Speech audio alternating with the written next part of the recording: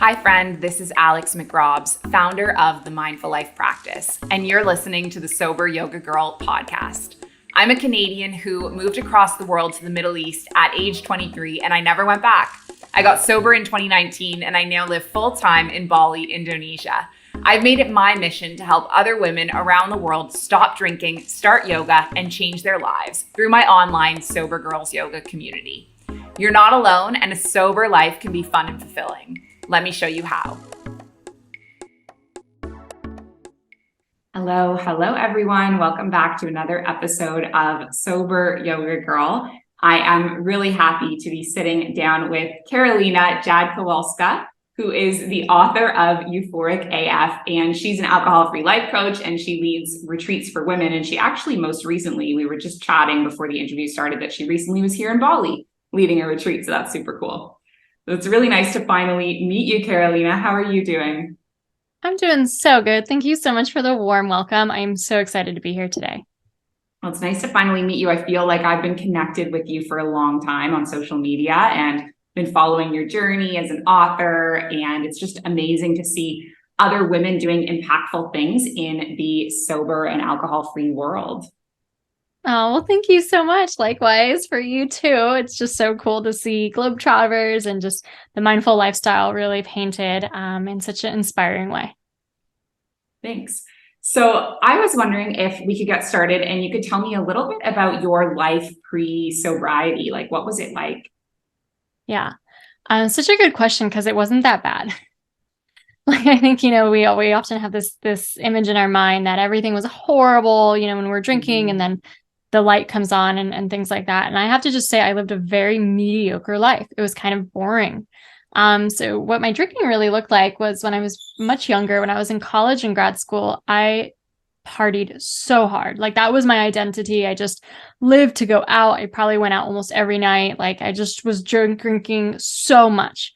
But as I got older, I started to settle down. I got into a career. I got married. I bought a house, like I'm getting into my later 20s, and alcohol starts becoming something that I reserve for the weekend. And so basically I lived this like very cookie cutter lifestyle Monday through Thursday. And I was getting into more health and wellness and mindfulness. So I started incorporating things like yoga classes and meditation and mindfulness. And yet still alcohol came knocking every single weekend, and I would overdrink and basically wake up on Monday morning feeling like hell, feeling crappy, feeling like all that healthy progress I made through the week was just completely washed away by the weekend, and just kind of like a maniac going through the same cycles week after week after week. My job was fine. My marriage was fine. Like, all the things in my life were just like totally okay. And according to the standards of other people, I was saying I was checking all the boxes. I had gotten my MBA. I was working at a university that I, fairly enjoyed. And it was just this kind of status quo I lived in. I'd also, though, like long time ago, given up on a lot of these childhood dreams. Like, for example, I love people who travel. I love to travel. I love the idea of freedom and impact in your life. And so none of those things were in my previous life. I just went to my job 9 to 5, Monday through Friday. And the highlight of my week was literally that bottle of wine that was waiting for me on Thursday or Friday evening. And that's kind of the pattern I lived in week after week after week after week. I didn't notice how much fulfillment and meaning and purpose I was really missing from my life. So everything changed when I decided to reevaluate the role of alcohol in my life. And I think it was like this awakening process that really shifted everything for me. Because not only am I awakening from this identity of I'm someone who, can't wait for drinking or loves to go out or likes to have wine or whatever it was. It wasn't just that part breaking apart. It was like all the other self-imposed stories I had put on my life of what was possible, what was reasonable, what I could have in this lifetime. And I shook all of it upside down. And I said, no, this is a chance to reimagine everything in my life, which is literally what I've been doing for the last 5 years. And my life is now night and day difference. I quit that day job that wasn't giving me the fulfillment I was really looking for. I launched my own business. I wrote my own book. I now travel the world all the time working from my laptop and really make an impact in other women's lives, which was really something that was missing for me as well. I was so just apathetic with life before. And now I can really truly say that I get high almost every day because I feel a sense of fulfillment almost every day.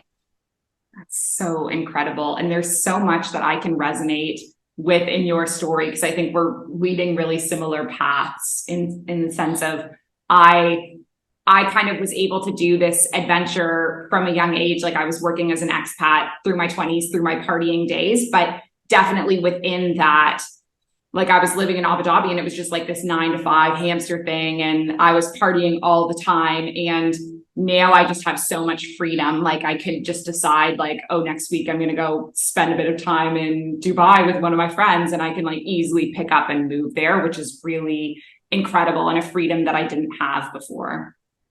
Yeah. And that's like one of my biggest values. And if you think about it, like the alcohol lifestyle robs you so much of that freedom, like you're in control by a beverage, you're in control by the mental chatter of like, should I drink? Should I not drink? Like, it's just so much of that freedom that's missing. And so I think that when someone else values freedom, whether it's in their lifestyle and their travel and their career, or just thinking about, am I really free from this beverage? Or does this like literally a fermented beverage control me and my predominant thoughts? It's just such an interesting exploration to really align your life according to your values, like freedom, for example. Mm-hmm. So interesting. And so what does your partner do? Because you and him just were working remotely in like Europe for a month, right? This past summer. So what does he do that he's able to work remotely as well? Yeah, so we were actually there for 3 months. And amazing. So very interesting story. So, when I ditched alcohol, I was personally chained to my corporate 9 to 5 job. Well, I worked for a university, so it wasn't quite corporate, but really similar, right? I was chained to that. And so I would look at the people that I was jealous of. I was jealous of online entrepreneurs. I was jealous of authors. I was jealous of coaches. I was jealous of thought leaders. And I was like, why can't I have what they have? And I think it was really the shock of like, hey, I can go 20, 50, 100 days without drinking. That was really like, why couldn't I do what they did? Yeah. And so I started putting the pieces together of really designing this life that has this ultimate vision in front of me, a life of freedom and impact. And so I worked really hard on launching my business and growing it. And about 1.5 years into my business, I was able to leave my day job and go full time into my business. And then, continue to like build this vision. So right away, when I left my day job, I started traveling more. I started like really just seeing the world, but I'd often go without my husband because he did have a job that chained him back at home. So it was so interesting. It was like, okay, I'm getting this dream life. I'm working on it. I'm doing it. I'm doing the travel, but I kind of wish he was here. Yeah. I kind of wish he was with me. So I remember this next goal that I put on my vision board was to retire my husband. From his job and have him start working for the company, my company. Wow. And that way he wouldn't have to be, have any other kind of restrictions or limitation on his travel abilities either.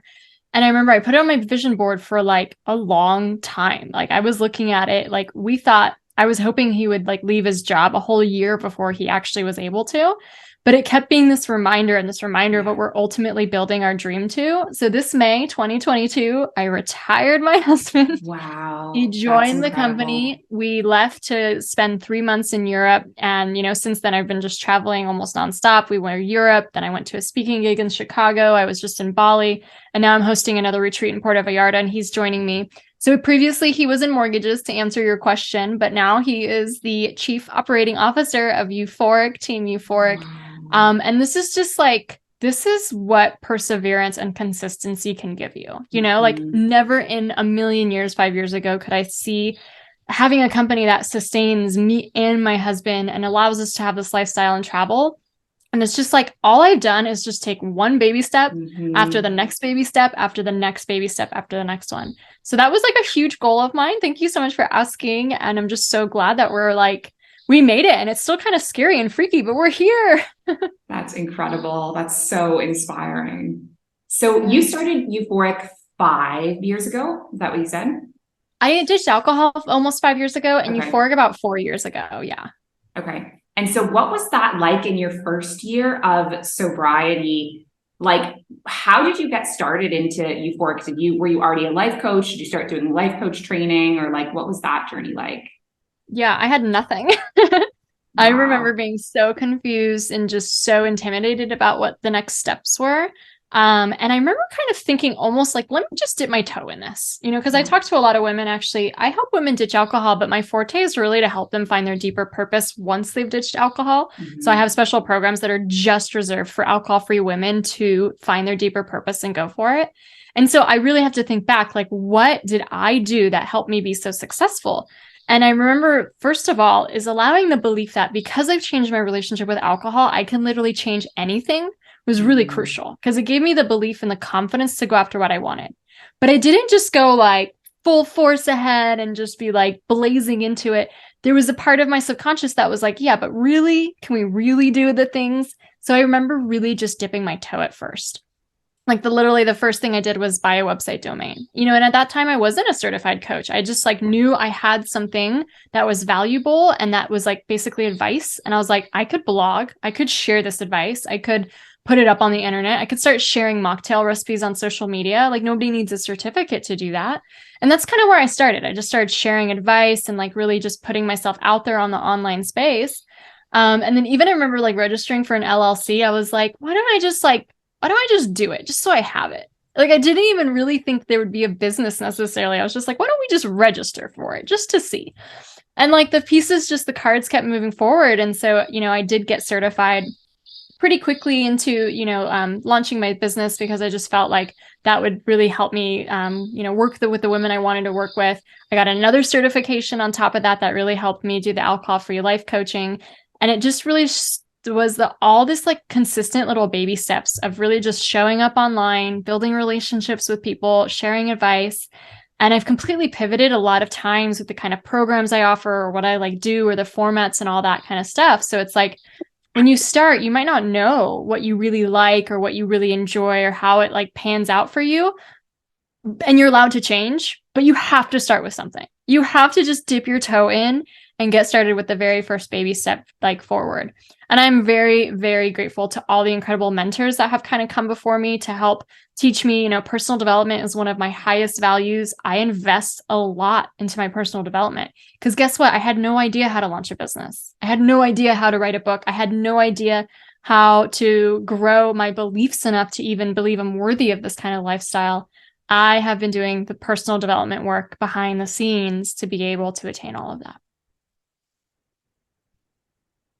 Thank you so much for sharing that. That's so inspiring. And I love how you talked about like taking these little steps, and that's really what it is. And I think sometimes people will look at someone who has built a company or built a business or a community and think it just like happened for them overnight, when in reality, it's just like these small steps every single day. And then also the element of like pivoting. Like the amount of times, one of my favorite things is when I get these Facebook memories that pop up that are like, 2 years ago, you posted this and I was promoting something like completely different than what I do now. Like I tried to do like yoga for kids at one point. Like I was doing yoga for expats. Like I was doing the most random things over the course of the 2.5, 3 years that I've been building up to this point. And it took a really long time for me to like try things and fail and realize like, this is what's really resonating with people.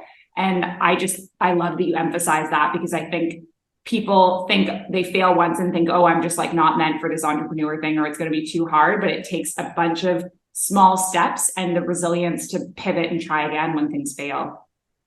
Absolutely. And I love those reminders. Even sometimes we can see online some of the most incredible thought leaders, like super famous people who are on Oprah. Sometimes you can find their beginning online, and their beginning sucked. Like they literally started from scratch, just like we all do. You know what I mean? And it can be really inspiring to be like, everyone starts at the beginning. Everyone starts here. And it's just a matter of taking action and being consistent with it.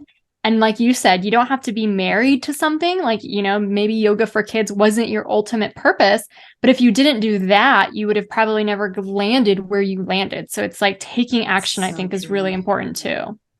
So true. Yeah.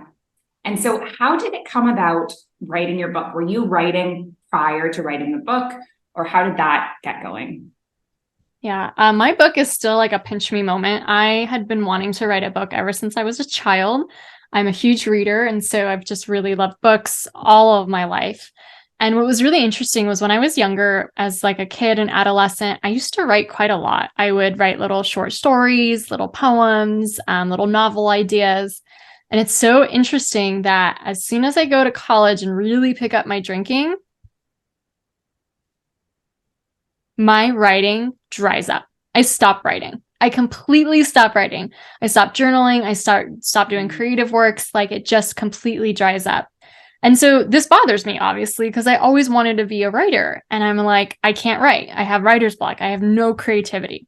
And so I remember every single New Year's Eve for like the last 5 years before I stopped drinking, I made this New Year's resolution. This is the year I'm going to write. I'm going to write for, half an hour every single week until I get this novel done. I had so many different novel ideas. And every year I would write for 1 week in January, and that was it. Every year, nothing happened. And so I felt so defeated. There was like a point where I'm just like, this is not going to happen for me. This is not in the cards for me, right? And so the year I go alcohol free, the first thing I notice is like all of a sudden I'm journaling again. Like that power is coming back to me. I'm like scribbling. I'm renegotiating all the beliefs and assumptions I had around alcohol and just completely changing my worldview and mindset around it. And I'm like, wow, I'm really prolific. Like a lot is coming out of me.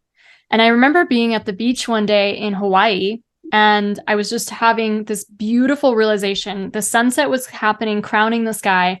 All these people were like kind of running around to get to the bar and get like a drink, to enjoy the sunset. And I was just like, this is good enough. Like, I don't need a drink to enjoy this. This is the most freaking beautiful thing I've ever seen. And right in that moment, I heard this word, euphoric. And I was like 2 months alcohol free. And it was like, euphoric, you're meant to write a book. And I was like, whoa, like I had not felt creativity or any kind of flashes of insight for years, desperately asking for them. And now all of a sudden I'm 2 months alcohol free and this book idea comes to me. Literally like less than a month later, I get all of the chapters just like in a brain download, just literally no creativity, writer's block for years. And all of a sudden every single chapter idea comes to me. Now I'm so early in my alcohol-free journey. I'm still like in the 4 months, 5 months, but like something else all of a sudden gave me this vision that I'm meant to write a book. And so at first it was really small baby steps. Again, I was just like, okay, can I write for 15 minutes most days of the week? And this time I would actually wake up with that alarm and do it. And before I could talk myself out of it, and before I judged what I wrote, I just wrote anything. Most of it was crap. A lot of it I never used, but I just wrote and I wrote and I wrote and I wrote. And like days after weeks after weeks, I started recognizing that, hey, I think I have like 40,000 words here, 50,000 words. There's like a saying that a book is around 60, 70, 80,000 words. So like as soon as I recognized I was actually writing so much that maybe there was a book here, I was like, I can write a book. I just basically wrote half a book. I can do this. And from that process, I started to just take the next baby step. So I wrote a guide or a nonfiction book. So this type of a book to get traditionally published would need to have a book proposal that you send out to agents and then eventually get a book deal. So I was like, okay, how do you write a book proposal? I looked it up. I bought a course on it, and I just started the baby steps on writing that book proposal. Every little thing that happened on this book journey was like a miracle, because I took that step. I sent my book proposal to agents, like one of the first agents that I love. She's my favorite person. She wanted to work with me. She's in New York. Wow. She's amazing. And, then she did her magic and she got me a 6-figure book deal from HarperCollins. Like, I'm not a celebrity. There's no reason why I should have gotten a book deal. And yet it just goes to show that the things we believe about are what is possible in our lives, we can completely defy them. And our like most crazy dreams are actually probably what's really guiding us most to fulfill our purpose. And so, I got this book deal, then the serious work of really getting it together started. It was amazing.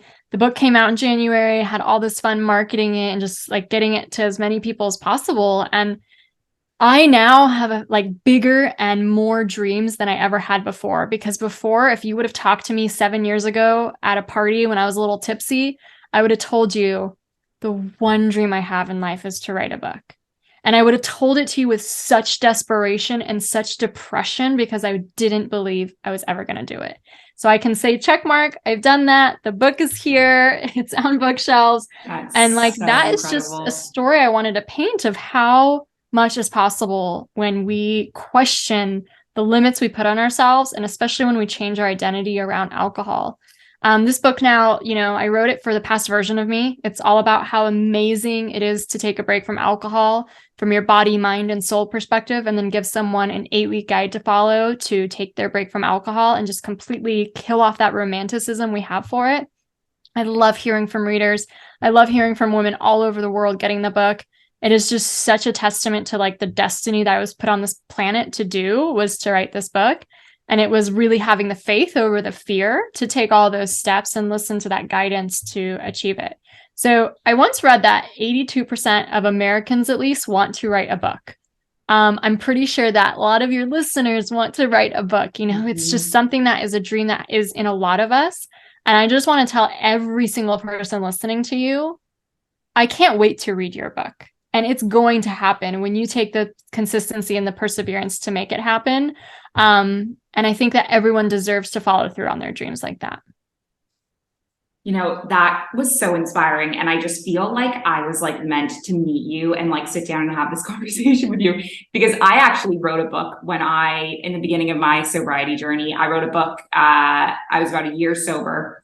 And the funny thing is, it happened almost exactly like you described, as like, I just got this download of like these chapters, these table of contents, the stories. The weird thing was that I actually, one day I was in this like yoga nidra class, and I all of a sudden realized that I had like started writing the book years before, and it was like on my Google Drive. Like, it was so crazy. And I pulled it up and it started at like almost the exact same moment in time. And I wrote the book and I worked on it with the book editor, and I started pitching it to like agents and doing all this stuff. And I just kept getting rejected. And the book has now just been sitting on my hard drive for like over a year. And I'm at the point now where I'm like pivoting back to it. And the great thing about it is that I do feel that it wasn't meant to be published at the time that it was finished, because there was so much of my journey that still hadn't yet unfolded, and so many different changes that have happened since. Like, at the time when I finished the book, I was still, you know, a teacher in Abu Dhabi, and I hadn't quit my job and done this thing full time. But anyway, I share that to say that like, I've written this book and I need to just keep taking the baby, like get back on the baby steps of getting it published, you know? And so I feel like we're often meant to meet the people that we're exactly meant to meet, to like hear the messages we're meant to hear, you know what I mean? And so thank you for sharing that journey. It's just so inspiring. Oh, and thank you so much for having the wisdom to see that life is happening for us and not to us, and that like, maybe you were not meant to publish that book a few years ago, and it wouldn't have been an accurate representation or the message that you were meant to deliver, because the story needed to conclude and all these things. Even today, sometimes I'm like, I wrote, like, I would have written this differently today. You know what I mean? So it's like, it's so interesting how it works like that. And I think back to, like, I once had this vision where like the first time I ever really let myself visualize from this alcohol-free platform, like really feeling like anything was possible, I was like, okay, I'm going to get a book deal in 2018, and then I'm going to go on a book tour in 2019. Thank God none of that happened on my silly timetable. Thank God. Like, I was not ready for any of that. You know what I mean? It would have been a catastrophe. Like, I've had to build this business, and even my book launch process took 4 years. 4 years. I started in 2018. It got published in 2022. You know, so thank God some of these things arrived slowly and just through a process, and failures and pivots and doors closed here, because I turned into the person over that time that I needed to be in order to, you know, release this book into the world, or to have the message that I'm meant to share. And I can really feel from you that that same thing is meant to happen for you. You know, that's so powerful. Thank you. Wow, your story is just so inspiring. Like, I'm just so amazed at the transformation that you've had from your time pre-sobriety until now. It's just amazing. So what is your vision for your community and your business in the future? Like, where do you see Euphoric going? Absolutely. So it's so interesting, especially like when you look at the alcohol-free space. It used to be such a novelty. You know what I mean? Like, talking about life being better without alcohol was like really something that wasn't said. Like, it was either you're in like traditional recovery circles, or you didn't talk about it. And so like what really happened maybe 7 years ago is like we started all talking about it, and it was new, and it, you know, started, you know, growing all these grassroots movements of helping people quit drinking, and more dry Januaries, and alcohol-free beverages sales went up, and just all of these communities. I mean, I'm so glad I found you. Like, we're all doing these amazing things. But I really recognized over time that, yes, I'm passionate about helping people like change their relationship with alcohol, but it's because it's for a bigger purpose. Like, I care about helping someone let go of what no longer serves them so that now we have the playground to play with to achieve their deeper purpose. And I think that that's something that I really, really like put my stake in the ground with my community. Like, there's some amazing alcohol-free companies out there and really some amazing programs that really just help you stop drinking and change the way you think about alcohol. And I'm like, if I did that all day, every day, I would actually be bored because I don't really care about alcohol at the end of the day. That's not what it's about for me. It's about helping women unleash their greater power. It's about helping women become empowered to re-believe in the dreams that they lost a long time ago and to go after them. And so I really see my company and my brand being a place for alcohol-free women. And I can help you get there if you're not alcohol-free yet. We have stuff like that, all the time. We have programs for the more beginners, but really it's a place for alcohol-free women to discover and then unleash their deeper purpose. So I've been just really playing around with that. We have a really signature program that's launching soon called Become Emboldened. That's exactly to help women discover and unleash their deeper purpose. Pretty soon, I'm going to be launching a certification program for those people who feel called to become coaches themselves, to really lend that career path to other people. And then lastly, I also do almost all my coaching these days is business coaching, where I help other coaches or alcohol-free entrepreneurs build their businesses. And I can really just see it's like I'm helping the same woman, but she's growing along this like journey and this spectrum. And that's really what I love my company to do. So I just really want to develop in that later stages. It's like once you're alcohol free, once you've really renegotiated that, what is that deeper purpose? And, there's so many people talking about that these days, but like marrying those two together is just something that I love to do. And I love, leading retreats. So I have more books inside of me for sure. I definitely want to write a book about really discovering your purpose after you've awakened from a relationship with alcohol. I want to continue leading retreats around the world. I want to grow. I want to have an empire. You know what I mean? Like, I love intimacy and I love really being there one-on-one with people. And I believe that I can create structures like that to maintain that. But I want to vastly grow, how many people we are able to help change their lives and discover their deeper purpose. I'd love to meet Tony Robbins one day. He's like my hero. There's just so much that I want to do and I dream of. And it's so funny that the things that I used to dream of as my biggest dreams to achieve in life, like I mentioned earlier, I literally can actually tick them off. And so it's like, what's these new visions, and it's like kind of scary because the other stuff was kind of like, okay, those are big dreams, but those are fairly reasonable. But now it's like, who the fuck do you think you are? Excuse my swearing, but you know what I mean? It brings up a lot of issues of self-worth, what I think I deserve, all those kinds of things, which is also my favorite thing to work with other women about. I mean, it's all about self-worth at the end of the day, what we believe we deserve to have in this life, to even want to desire in this life, to what we can achieve in this life. We've been told as women for so long, to make other people feel comfortable, to be there for everyone else, to be selfless, to, do what's safe and reasonable. And I just want to live a bold, limitless life, even though it scares me. This is so inspiring. And there's just so many things that I can resonate with. Like, I just feel like our communities and our journey and our work has been so similar. So it's really, really cool to connect with you. I was wondering so I have two questions for you. If someone was curious about starting a sobriety journey or going alcohol free, what advice would you give them? Well, I have a lot of advice, but I think the first thing that's coming to me is get a journal because you're about to get to know yourself. I really think that that's what this is. So many people have this preconceived notion about, obviously, oh, it's something you have to give up, or, oh my gosh, I let it get this bad and now I have to be one of those people who doesn't drink anymore. I don't bullshit, right? This is an awakening. The universe has given you a gift to rediscover who you really are, what you really want, and what really truly makes you happy. Because trust me, it is not a chemical in a glass, right? And so I think a journal is just the most incredible tool to get and to use when you're on the beginning of this journey, just knowing that a lot is going to be unfolding in front of you. And it might feel uncomfortable a little bit, not knowing the answers and knowing that you're really facing these huge unknowns.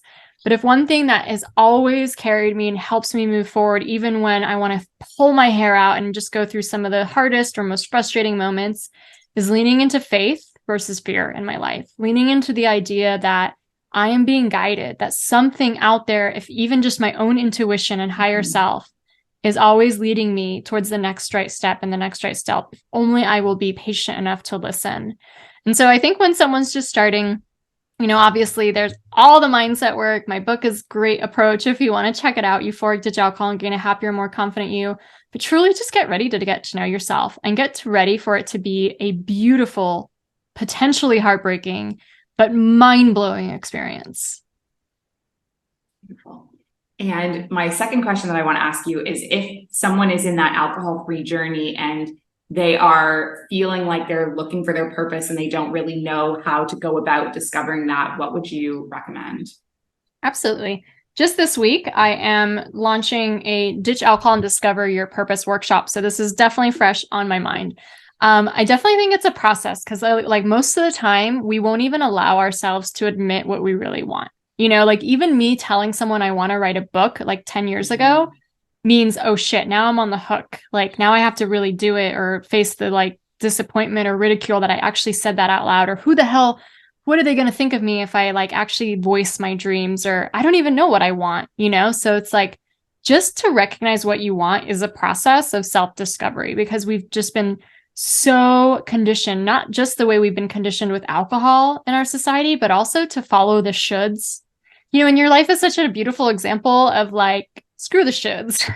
I'm going to pave my own way and do my own thing and try this and try that and explore and be a little bit more playful with it.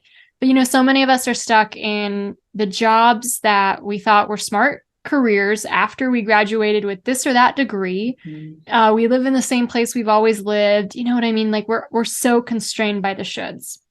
So I think discovering your purpose is, first of all, giving yourself the permission that what you want is right for you, that it's not wrong, that you're not hurting anybody, that like it's not selfish, that it's even something you should go after for your life. Because trust me, when women go after what they really want, they inspire other women to do the same.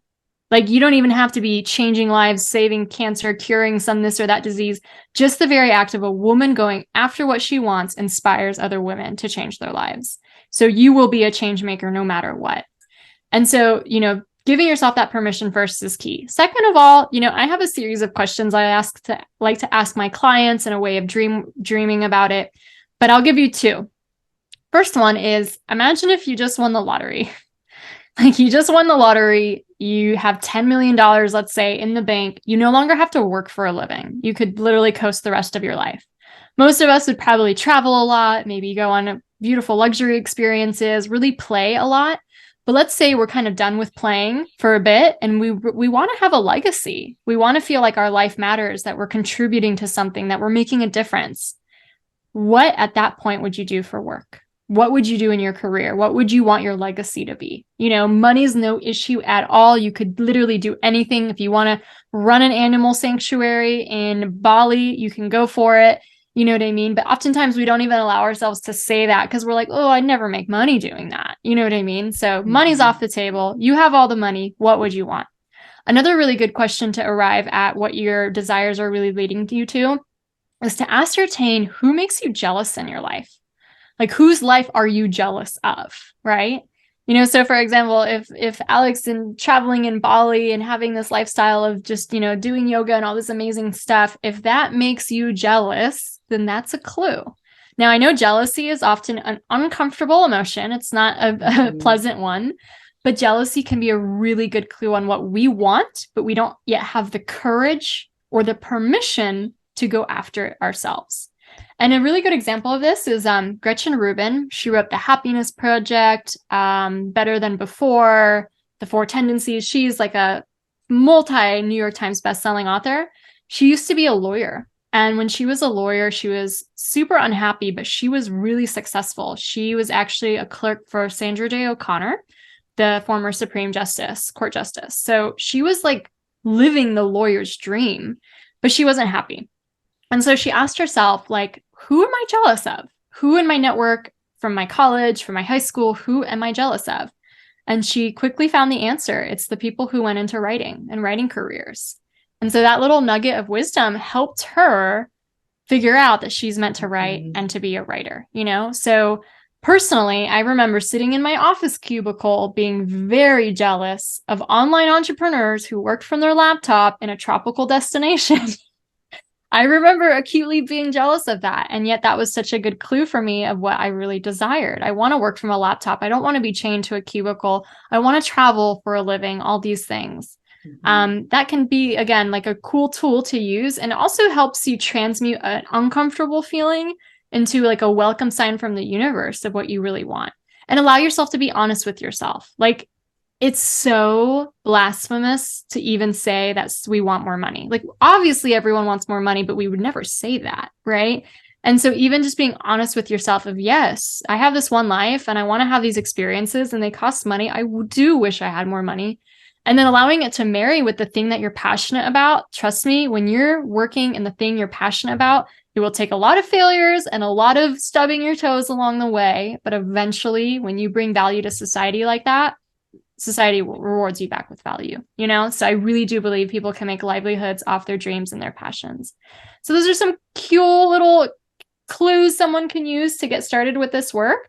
But basically that permission one is huge, because if you don't give yourself permission to even articulate it, you'll be stuck with just not knowing.